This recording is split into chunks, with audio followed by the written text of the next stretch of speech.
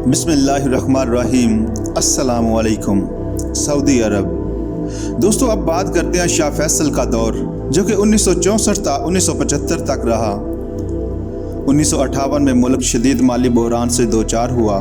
بادشاہ نے صورتحال سے نپٹنے کے لیے بھرپور کوشش کی، مگر نمایاں کامیابی حاصل نہ ہو سکی اور نتیجتاً شہزادہ فیصل کو حکومتی اختیارات سنبھالنے کی اجازت دے دی گئی۔ مگر اسی دوران شاہ سعود بیمار ہو گئے۔ آخر شاہ سعود کے شفا یاب ہونے کی کوئی امید باقی نہ رہی۔ 2 نومبر 1964 کو علماء کے فتوے کے پیش نظر وزارتی کونسل نے شاہ فیصل کو سعودی عرب کا مستقل بادشاہ بنا دیا۔ شاہ فیصل نے ابتدائی دور حکومت میں اپنے ملک کو بڑی طاقتوں کی کشمکش سے بچائے رکھا۔ ان کی پالیسی کا رجحان بھی مغرب اور امریکہ کی طرف ہی برقرار رہا، لیکن ان ممالک کے ساتھ مل کر کسی معاہدے میں شرکت نہ کی۔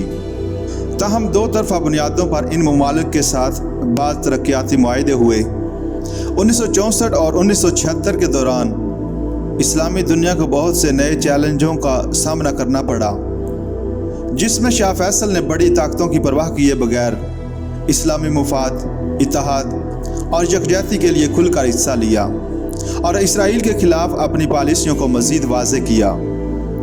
برطانیہ اور امریکہ کے فراہم کردہ ہتھیار کے بل بوتے پر اسرائیل نے جون 1967 میں بیک وقت مصر، شام اور اردن کے خلاف جنگ کے لیے کافی علاقہ پر قبضہ کر لیا۔ شاہ فیصل نے اس موقع پر اسرائیل کی بھرپور مذمت کی اور ان ممالک کو اسرائیل کے خلاف مالی امداد دی۔ اسرائیل نے عرب ممالک کے جو علاقے قبضہ کر لیے تھے، ان کی بازیابی کے لیے اقوام متحدہ کی کوششوں کا ساتھ دیا۔ اس مقصد کے لیے اگرچہ اقوام متحدہ نے کئی قراردادیں بھی پاس کی، لیکن اسرائیل کی ہٹ درمی کی بنا پر کچھ نہ ہو سکا۔ 28 ستمبر 1970 کو مصر کے صدر ناصر کے انتقال کے بعد شاہ فیصل عرب اور اسلامی دنیا کی مؤثر ترین شخصیت کے طور پر ابھرے۔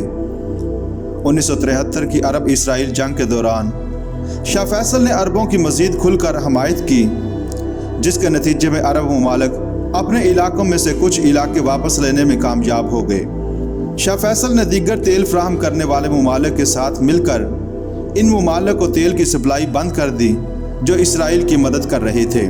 اس سے یورپی اقوام پر گہرا اثر پڑا اور جلد ہی جنگ بند ہو گئی۔ اس کے نتائج عربوں کے لیے بہتر برآمد ہوئے۔ اس سے یورپی عوام نے پہلی بار محسوس کیا کہ اسرائیل کے بارے میں عربوں کے موقف کی کیا اہمیت ہے۔ تیل کے اتحاد سے شاہ فیصل کی شخصیت مزید مقبول ہو گئی۔ دنیا کے مسلم ممالک میں اتحاد کو فروغ دینے کے لیے شاہ فیصل نے خاص توجہ دی۔ 1969 میں جب مسجد اقصیٰ میں یہودی سازش کے تحت آگ لگ جانے کی بنا پر رباط میں پہلی اسلامی سربراہی کانفرنس منعقد ہوئی تو اس میں سعودی عرب نے اہم کردار ادا کیا۔ 1972 میں جدہ میں مسلم ممالک کے وزرائے خارجہ کی کانفرنس ہوئی۔